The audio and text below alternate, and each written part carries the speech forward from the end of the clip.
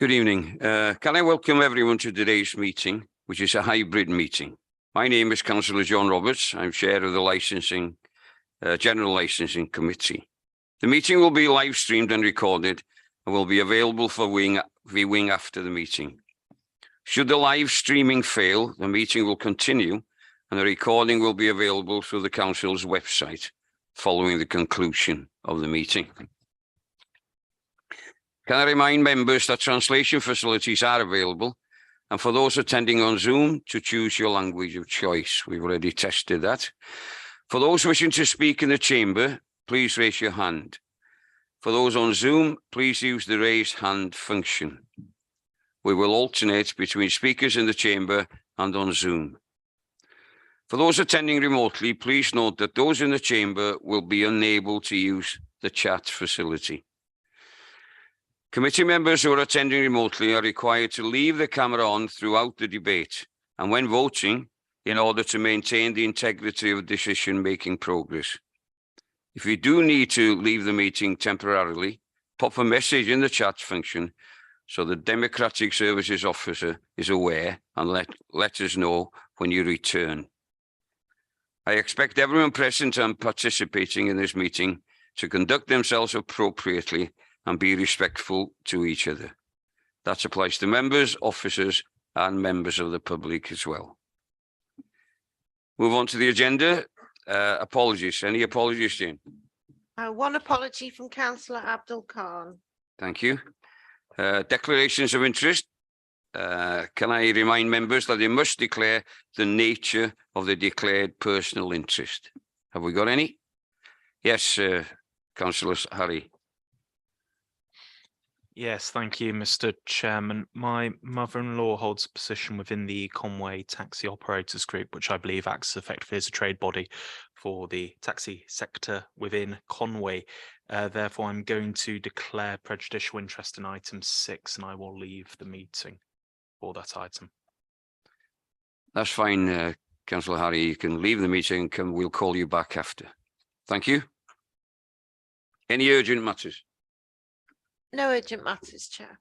Okay. Item 4, the minutes of the previous meeting held on the 16th of January 2023, and these are on pages 4 to 6 in your pack. We'll just check them. Page 4. Anything? Page 5.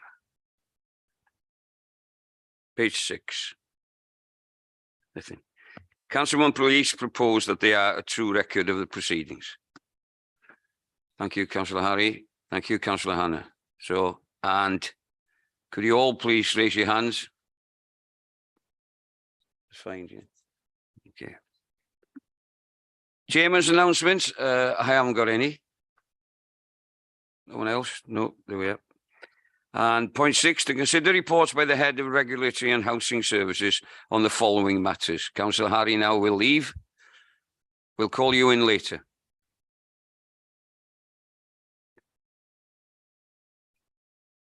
The item is Hackney Carriage Table of Fares. There's a request for variation. This will be presented by John Donnelly, Principal Trading Standards and Licensing Officer, and they're on pages 7 to 14 in your pack. Thank you, John. Thank you, Chair. The report is for members to determine a request from private hire operator, Hackney Carriage proprietor, to vary the existing table of fares.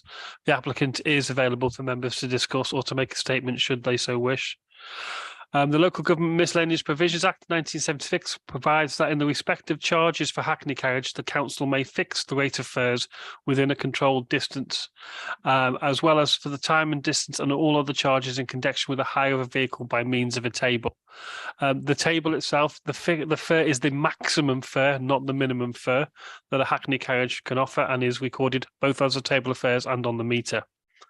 Recommendations that members may refuse the application, propose an alternative variation, agree to this variation, and authorise officers to commence the statutory consultation with a view to implementation at the earliest opportunity, subject to any objections received. In authorising officers the current table of fares stays in place until the new table of fares comes into effect. The table of fares is advertised for a period of 14 days for the public and any other person to make objections. If there's no objections, the table of fares comes into effect immediately after the advertising period or the consultation period. If there are objections, then the matter is brought back to the licensing committee for further determination. Thank you, Chair. Thank you, John. Just for your information, if you look at pages 12, 13 and 14 in your pack, you will see that the current table is there on page 13 and the proposed table is on page 14. I'm now going to ask Lisa Roberts. Are you still with us, Lisa? I am, yes, I'm here. Would you like to add anything to that, please? I think most of what needs to be said, I think, is in my covering letter. But I would just reiterate that obviously the cost of running the business at the moment makes the public side, the community side that we serve with tourism and members of the community, it's really not viable to keep that side of the business running anymore. From a private hire perspective, we do a lot of corporate work. We work for the CPS, do a lot of local authority work. That side of the business, we're able to set our own prices. Therefore, we're able to make it viable. We're able to employ a large number of employees in this county. But I think that obviously if we don't have a tariff increase, then the other side of the business at this moment in time is not viable to serve the community or the tourism.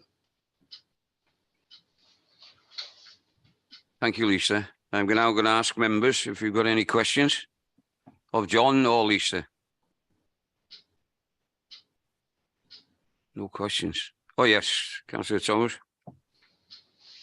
Yeah, thanks, Chair. I'm conscious about the impact that this will have on low-income families who are already, So there's some families that I'm aware of that rely on these types of services because they find it too difficult to get a bus or they can't afford their own vehicle. So I am conscious about those families when we're looking at these charts. But I do also appreciate the impact that inflation's having on the Hackney license holders themselves as well.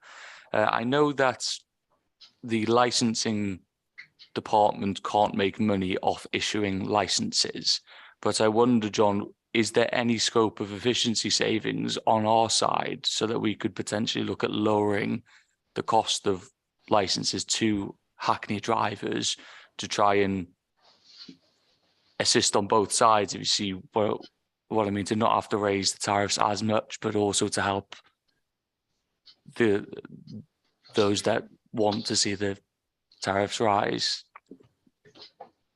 Thank you, John. Could you come in? With regards to the tariff, it is the maximum fare that can be charged via the meter. So taxi operators, Hackney carriage drivers and proprietors can discount that fare as much as they wish.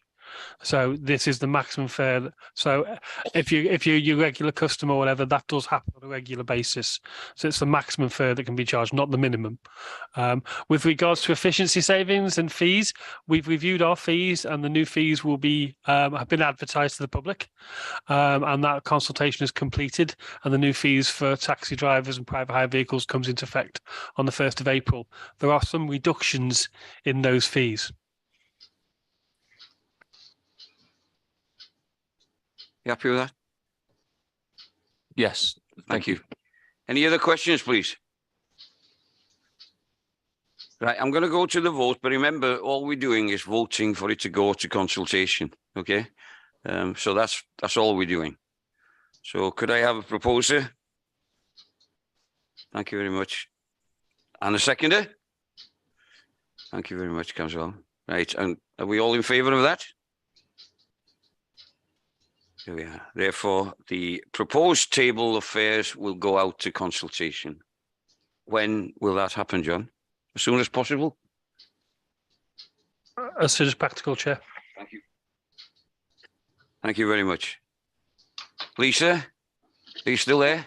I am. Okay, I can't see you. That's why I'm asking. Sorry, I'm having some technical issues. I'm still in the office. That's okay. So we're happy to say that they will go out to consultation. Okay, thank you very much. Thank you. Thanks. Right, item 7, and this is an exempt item. I'm going to change my glasses here so I can read it properly. Local Governments Act 1972, section 100. Yeah, oh yes, bring Harry in. 100A and Schedule 12A, access to information. To consider passing a resolution under the provisions of section 100A brackets 4 of the above act to exclude the public and press from the meeting for the following items, as it is likely that if present, there will be disclosure to them of exempt information that's defined in paragraph 12 of part 4 of section 12A to the Local Government Act 1972, and that's page 15. Can we all agree that we will enter into committee, please? Thank you very much. I don't think we need to do it. I'll switch off. And then... Translation, the chair's happy to release you. Thank you very much.